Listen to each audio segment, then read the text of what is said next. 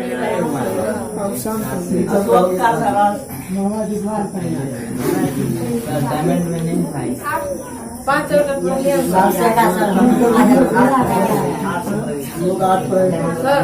चलो ठीक है, फिर से छठा चैप्टर से शुरू। मैं सब पसमान नहीं हुआ था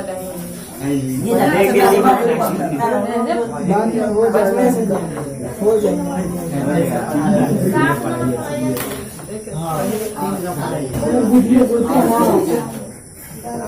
इसमें देखिए छठा पाठ है, इसी पे हम लोग चर्चा करेंगे। पाठ हो गया आपको 6। छठा पाठ का नाम क्या है? दोहे।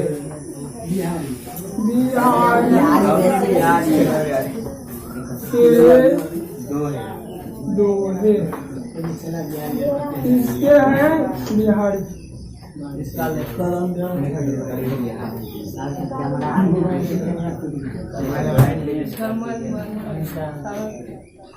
आपको नन हिंदी हो गया, नन हिंदी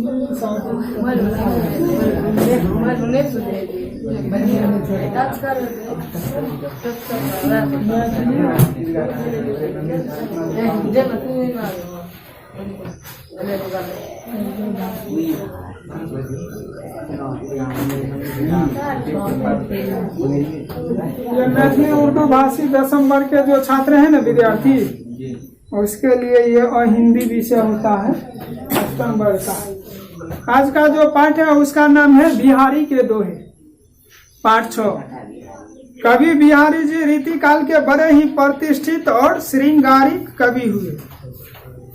होता क्या है, साहित्य में मतलब कि काव्य में 9 रस होते हैं, 9 और 11 रस होते हैं। जैसे आपको हो गया श्रृंगार रस, वीर रस, करुण रस, भक्ति रस, इसी तरह से। तो उसी में से ये थे आपको कवि बिहारी जी श्रृंगारिक रस के कवि थे। और दोहे गागर में सागर है, इनका जो दोहा है मतलब कि छोटे से शब्दों में बहुत सारी बात को वे कहने का प्रयास किया है। गागर मतलब छोटी सी गगरी डावा होता है ना, वही, यानी उसमें वो समुद्र के सारे पानी को समाने का प्रयास किया। वैसे तो बिहारी प्रेम के कवि के रूप में प्रतिष्ठित है, पर उनके भक्ति और नीति परक दोहे को भी व्यापक लोकप्रियता मिली। और इस पाठ में उनके द्वारा रचित आपको 3 तरह के दोहे देखने को मिलेंगे। 3 तरह के दोहे हैं, भक्ति परक हैं, नीति परक हैं और श्रृंगारिक। यही 3 तरह के। आप देखिए पहला जो श्रृंगारिक पद है, श्रृंगारिक पद पहला है, मेरी भव बाधा हरो राधा नागरी सोए, जातन की झाई परे श्यामु हरित दूती होय। अर्थात यहाँ पर कवि बिहारी जी कहते हैं कि हे राधा के नगर में रहने वाले श्याम, मेरे सारे कष्ट को, मेरी मतलब कि सारी बाधाएं को, दुख को तुम दूर करो, हरो। मतलब तुम तो ऐसे दुख भंजन हो, करुणा निधान हो, दया के सागर हो, जिसके छाया मात्र से भी, यानी छाया पड़ने मात्र से सूखी हुई दूब भी हरी हो जाती है। इसलिए हे प्रभु, हे गोविंद, हे गोपाल, हे मुकुंद, हे श्याम, अगर थोड़ा सा प्रभु अगर मेरे ऊपर आप कृपा करोगे तो मेरे सारे कष्ट का निवारण हो जाएगा। निवारण मतलब कि सारे कष्ट दूर हो जाएगा। तो इसी संदर्भ में कवि बिहारी जी कहते हैं कि मेरी भव बाधा हरो राधा नागरी सोई, राधा के नगर में रहने वाले श्याम, मेरे सारे दुख और कष्टों को आप हरो, दूर करो। जातन की झाई परे श्यामु हरि दूती हुए, ऐसे दुख भंजन श्याम जिसके परछाई मात्र से भी सुखी दुख हरी हो जाती है, वो कृपालु भगवान थोड़ा सा भी अगर कृपा करें तो मेरे सारे दुख दर्द दूर हो जाएंगे। दूसरा दोहा है, जप माला छापे तिलक सरे न एको कामू, मन काचे नाचे व्यर्था साचे राचे राम।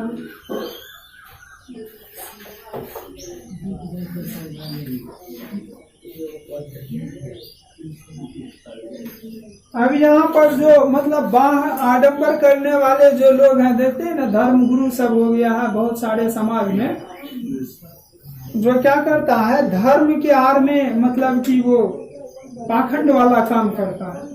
और पाखंड का उद्देश्य क्या है? धन कमाना। धन कमाने के लिए ही लोग पाखंड करते हैं। वो मतलब शिक्षा के आड़ में भी ऐसी बात होती है, धर्म के आड़ में भी होता है। अब जैसे आपको प्रेस है, जिसको मतलब कि वो पत्रकार सब जो होता है, संवाददाता, मीडिया वाले, जिसको लोकतंत्र का चौथा खंभा कहा जाता है, तो इसके आड़ में भी लोग जो है कुछ मतलब ये सच नहीं लिख पाता है।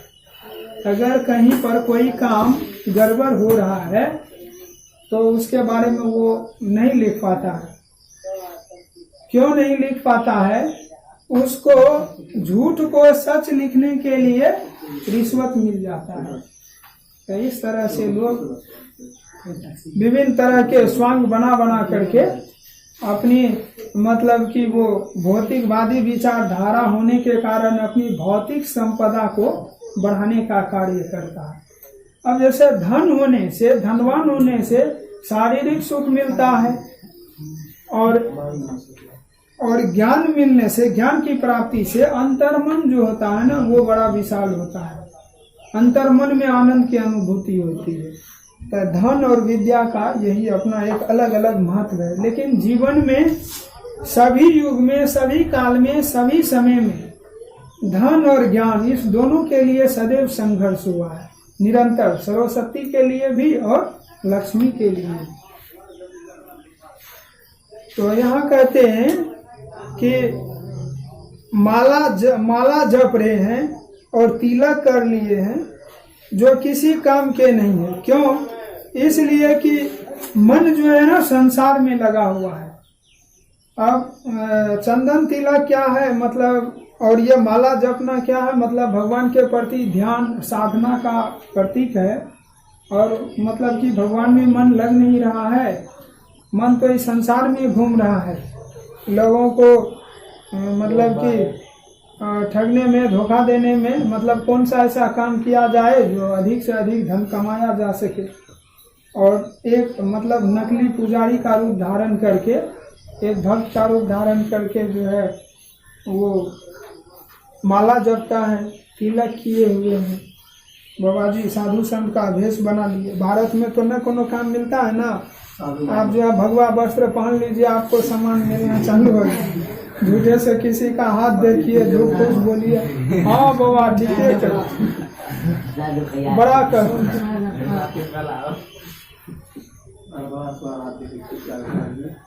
उसके बाद है दूसरा, बतरस लालच लाल की मुरली धरी लुकाए, सो हम करे भोहनु हसे दिन कहे नटी जाए। अब यहाँ गोपिकाएं सब जो थी ना, गोकुल की गोपिकाएं मतलब कि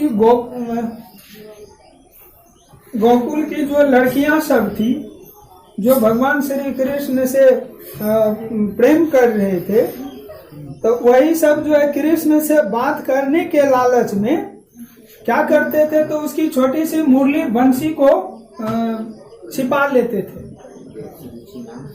मतलब कि छुपा लेने से क्या होता कि वो अपनी मुरली खोजने के लिए आएगा, हमसे पूछेगा कि मेरा मुरलिया लिया है तो दे दे, इस बहाने हमको थोड़ा बात हो जाएगा।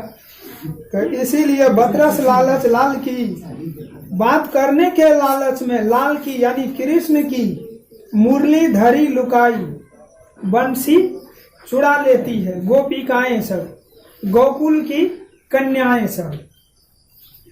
सोहम करे भो, और जब पूछने आते हैं ना कि मेरा मुरली लिया है, तो वो मटक करके बोलती है, भों को टेढ़ी करके बोलती है, हनु हंसे और हंस देती है, देन कहे नटी जाए, मटक कर बोलती है। मतलब कुछ इस तरह से जैसे नृत्य में कुछ ऐसे दृश्य नहीं आता है जिसमें वो मटकते हैं नर्तक, नाचने वाले, उसी अंदाज में वो जो है उनसे बात करते हैं। गोपिकाएं सब बात कर रही है कृष्ण से। तीसरा दोहा है, जब जब वह सुधी कीजिए तब तब सूधी जाही, आँखी नु आँखी लगी रहे, आँखें लागती नाही। यहाँ भी ये दोनों पंक्ति श्रृंगार रस का ही है। श्रृंगार रस में क्या होता है, तो मतलब प्रेम भाव होता है, समझ गए। मतलब कि स्त्री पुरुष का वहाँ ये मतलब कि एक आत्मीय प्रेम का भाव जो है वहाँ पर प्रदर्शित होता है, उसी को श्रृंगार रस कहते हैं। अब गोपिकाएं सब जो है भगवान कृष्ण को, क्योंकि वह तो चित्त चोर भी है, माखन चोर तो है ही, और चित्त को भी चुराने वाला है। चित्त मतलब कि मन, अंतर मन, हृदय, दिल को भी मतलब मन को भी चुराने वाला है, इसलिए उसको चित्त चोर कहा गया है। तो जब गोपिकाएं सब मतलब कृष्ण के प्रति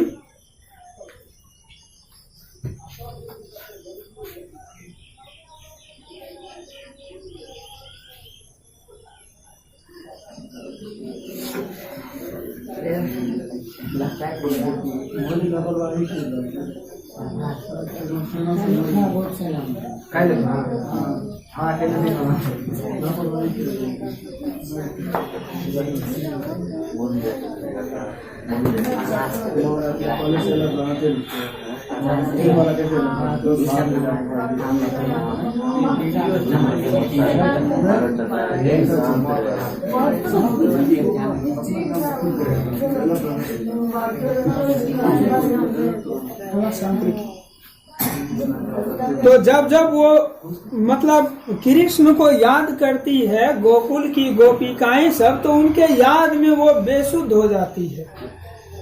मतलब कि हृदय से मतलब उनके भगवान के प्रति जो प्रेम का जो भाव उमड़ता है, तो लगता है जैसे उसका अंतर मन को, उसके चित्त को, हृदय को कृष्ण ने चुरा लिया, बेसुध हो जाता है उसको। मतलब ये सांसारिक कोई भी चीज के बारे में ये समझ नहीं होता है, वो भगवान में इस तरह से खो जाते हैं। यहाँ इस तरह की प्रेम की बात किया गया है। ईश्वर का जो प्रेम मतलब हृदय आत्मीय प्रेम की बात है, सांसारिक प्रेम की बात नहीं कर रहे हैं, समझ गए। लड़के लड़की जो प्रेम करते हैं वो प्रेम नहीं है, अंतर्मन का प्रेम ईश्वर के प्रति। जैसे मीरा ने जो कृष्ण से प्रेम किया, राधा ने जो कृष्ण के प्रति जो प्रेम था, इसी तरह से आँखी नो आँखी लगी रहे, आँखें लागती नहीं। उसके बाद नर की अरु नल नीर की गति के करी जोए, जे तो नीचो हवे चले ते तो ऊंचो है। नर का और उसके बाद नल के जो पानी है, उन दोनों का एक ही प्रकृति है, एक ही स्वभाव है, एक ही नेचर है। वह क्या है कि जे तो नीचे हवे चल ते तो ऊंचो है। हमेशा देखिएगा पानी जो है ना ऊंचा से नीचे की ओर बहता है, तो मतलब ये हुआ कि जो जिसमें नीचे जाने की प्रवृत्ति है ना, उसको हमेशा स्थान ऊंचा मिलता है। मतलब ये हुआ कहने का कि जो झुकता है वह ऊपर उठता है, और जिसमें झुकने की प्रवृत्ति नहीं है, मतलब जो अहंकारी स्वभाव के हैं, तो वह सूखे हुए वृक्ष के समान है, जो झुकना तो नहीं जानता है। और जरा सा भी वो झुकाया तो वह क्या होगा, सूखा लकड़ी तो टूटेगा ना। तो इस तरह से उसके बाद है अगला दुआ है, संगति सुमति न पावही परे कुमति के धन, राखो मेली कपूर में हींग न होती सुगंध। संगति से संगति सुमति न पावही परे कुमति के धन। मतलब कितना भी अच्छा व्यक्ति है, अगर दुर्जन के साथ रहे, बुरे विचार वाले, बुरे स्वभाव वाले लोगों के साथ रहे, तो अच्छे विचार वाले भी जो लोग होते हैं या जो बच्चे होते हैं, उसका भी स्वभाव बुरा हो जाता है। किस प्रकार? ठीक उसी प्रकार जिस प्रकार देखिए कपूर के साथ अगर हींग को रखिए, तो हींग क्या करता, अपना दुर्गंध को छोड़ता है? नहीं छोड़ता है। इसी तरह से राखो मेली कपूर में हींग न होत सुगंध। कभी भी कपूर में सुगंध है, कपूर का जो सुंदर गंध है उसका असर क्या हींग के ऊपर पड़ता है? नहीं पड़ता है। तो बुरे प्रवृत्ति वाले, बुरे विचार वाले लोग ऐसे होते हैं और ऐसे संगति से हमें बचना चाहिए। सज्जनों की संगति, सद विचार, अच्छे विचार वाले, सकारात्मक विचार वाले लोगों के संपर्क में रहनी चाहिए। संपर्क में रहना उसी को संगति कहते हैं। उसके बाद है बरे न हुजे गुणन बिनु बिरद बराई पाए, कहत धतूरे सो कनक गहनो गढ़ियो न जाए। गुण के बिना कोई भी बड़ा नहीं होता है और न ही बड़ापन पाता है। समझ गए? नाम से बड़ा नहीं हो सकता। मान लीजिए भगवान विष्णु हुए, कृष्ण हुए, राम हुए, सभी युग में अलग अलग नाम को धारण करके और अलग अलग मानव शरीर को धारण करके भगवान ने अवतरित हुए। तो और उसी नाम पर अगर मान लीजिए आज इस पृथ्वी लोक पर किसी बच्चे का नाम राम रखा गया, विष्णु रखा जाता है या कृष्ण, तो क्या वो गुण उसमें आता है? तो इसका मतलब ये हुआ गुण नाम में नहीं है। गुण तो वो अपने मतलब कि ये आंतरिक ये स्वभाव है। तो कोई भी व्यक्ति नाम से महान नहीं होता है। अब मान लीजिए जैसे कि सिने अभिनेता है अमिताभ बच्चन, जो अभी उसको भारतीय फिल्म जगत में सबसे श्रेष्ठ अभिनेता माना जाता है। क्या उस नाम को कोई धारण कर ले, कोई अपना नाम अमिताभ बच्चन रख ले, तो क्या वो गुण उसमें आ जाएगा? कहने का मतलब ये है कि नाम से कोई बड़ा नहीं होता है, हमेशा वह गुण से बड़ा होता है, गुण से महान होता है। अब यहाँ पर दूसरा लाइन है कहत धतूरे सो कनक गहनो गढ़ियो न जाए। अब देखिए कनक से गहना बनता है, तो कनक से गहना तो सही में बनता है, लेकिन कनक का एक अर्थ धतूरा भी तो है। बताइए धतूर जो है उससे गहना बनेगा क्या? एक कनक का अर्थ सोना होता है, एक कनक का अर्थ धतूरा होता है और एक कनक का अर्थ गेहूं होता है। तो गेहूं और सोना ये तो सार्थक है, लेकिन धतूरा से, गेहूं से भी गहना नहीं बनेगा, लेकिन भोजन अन्न तो है ना, वह भी एक रत्न नहीं हुआ। कहते हैं ना त्रीणी रत्नानि जलम अनम सुभाषितम, पृथ्व्याम त्रीणी रत्नानि जलम अनम सुभाषितम। पृथ्वी पर 3 रत्न है, जल, अन्न और सुंदर वचन। तो नाम को धारण करने से कोई फर्क नहीं पड़ता है, सदैव गुण को धारण करें, वर्णन करें। दीर्घ सांस न लेहूं दुख, सुख साई ही न भूल, दई दई क्यों कर तू है दई दई सु कबूल। कहने का मतलब ये हुआ कि आपको दुख आने पर दुखी नहीं होना है, लंबे लंबे सांस नहीं खींचना है कि अब क्या करूं, हाय राम अब तो मैं मारा गया, इस तरह से भयभीत नहीं। और दूसरी बात, सुख साई ही न भूल, और सुख होने पर अपने आराध्य को, हर व्यक्ति अलग अलग ईश्वर के उपासक होते हैं, कोई शिव के उपासक होते हैं, कोई कृष्ण के होते हैं, कोई धर्मराज का है, कोई नरसिंह महाराज का है, तो सब अलग अलग ईश्वर की आराधना करते हैं। और जब जीवन सुखी हो तो उसको हमें नहीं भूलना चाहिए। इसीलिए कहते हैं दुख आने पर हम भगवान को याद करते हैं और सुख आने पर उसको भूल जाते हैं। कबीर की एक उक्ति है कि दुख में सब सुमरन करे, सुख में करे न कोई, आज सुख में सुमरन करे तो दुख काहे हो। तो दई दई क्यों कर तू है, मतलब कि दई दई मतलब इतना दुखी क्यों हो रहे हैं। भगवान ने आपको जो दिया है उसको स्वीकार करो, उसी को कबूल करो। दई दई क्यों कर तू है दई दई सु कबूल, मतलब दुख आने पर दुखी भी नहीं होना है। परमात्मा के द्वारा आपको जो मिला है आप उसको स्वीकार करो, अंगीकार करो, उसको धारण करो। तो बिहारी के दोहे का जो है, सभी दोहे का भावार्थ समाप्त हुआ। अब इसका क्वेश्चन आंसर ये सब आप लोग करके लाएंगे। धन्यवाद।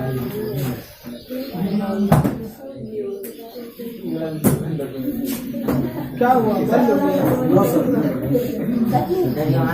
अंधेरा हो जाता, लाइट नहीं है ना इसलिए।